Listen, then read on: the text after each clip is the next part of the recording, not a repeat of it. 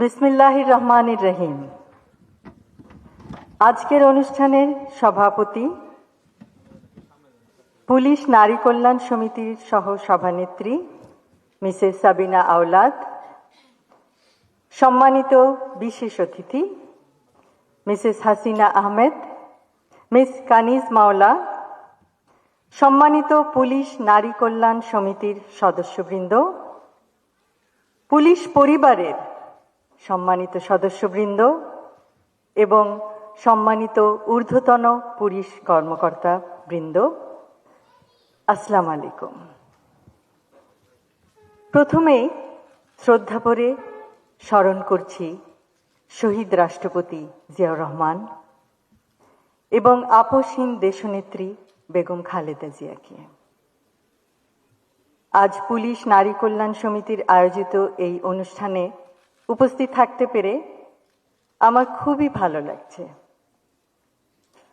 অভিনন্দন জানাই সকল সদস্যকে তাদের নিরলস প্রচেষ্টায় সমাজের বিভিন্ন পর্যায়ে অবদান রাখার জন্য।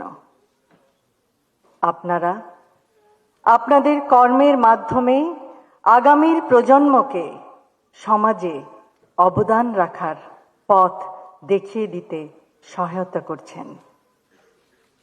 অতীত, বর্তমান ও ভবিষ্যতের সামাজিক উন্নয়নের লক্ষ্যে গৃহীত সমাজ সেবামূলক আপনাদের পরিকল্পনাগুলি সমন্বিতভাবে একটি সুন্দর, সুস্থ, মানবিক সমাজ গঠনের ভিত্তি।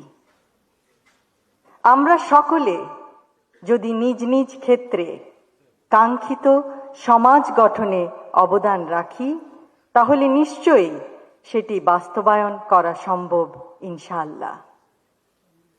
নারীরা পরিবার ও সামাজিক উন্নয়নের ক্ষেত্রে কেন্দ্রে থেকে স্বাস্থ্য, গ্রামীণ উন্নয়নে অংশ নিতে পারে।